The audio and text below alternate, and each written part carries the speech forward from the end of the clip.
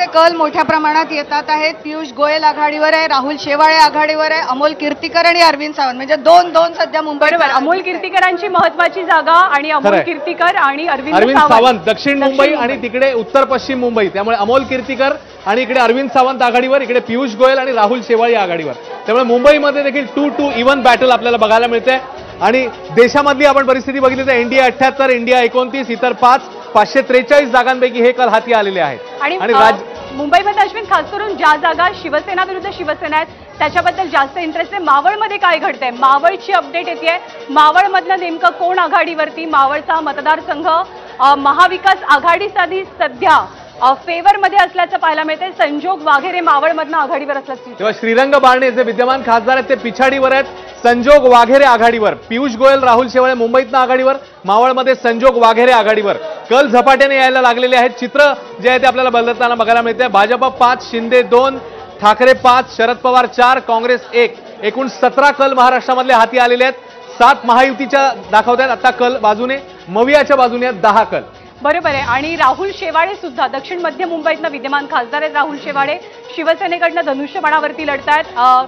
राहुल शेवाळे सध्या आघाडीवर आहेत, पण मुंबईचा विचार केला गेला तर दक्षिण मुंबई जिथे शिवसेना विरुद्ध शिवसेना आहे तिथे अरविंद सावंतांनी लीड घेतलेली आहे आता सुरुवातीच्या कलांमध्ये। तर दुसरीकडे अमोल कीर्तीकर वायव्य मुंबईतनं ते सुद्धा आघाडीवर असल्याचं चित्र आहे। आणखी एक मोठी अपडेट मुंबईतनं आणि त्याचबरोबर भारती काही अपडेट घेऊन आली आहे। भारती सांगलीमधले सगळ्यात महत्वाचा जे आपल्याला कल येतोय तो सांगलीतनं आता भाजपचे संजय काका पाटील आघाडीवर आहेत।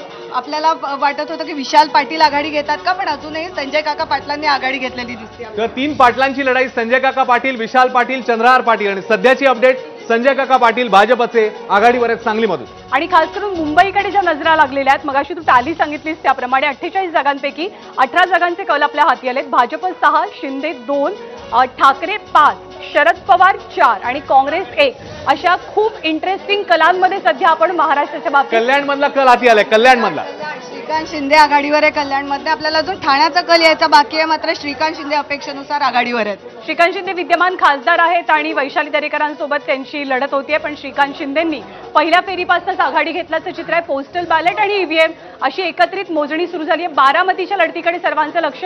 शेवटची अपडेट हाती येईपर्यंत बारामतीमधनं सुप्रिया सुळे या आघाडीवर असल्याचं पाहायला मिळालं। सांगलीतनं संजय काका पाटलांनी लीड घेतली आहे। शिरूरमधनं अमोल कोल्हे आघाडीवर आहेत, त्यामुळे महाविकास आघाडीचे किंवा शरदचंद्र पवार पक्षाचे 2 उमेदवार सध्या आघाडीवर।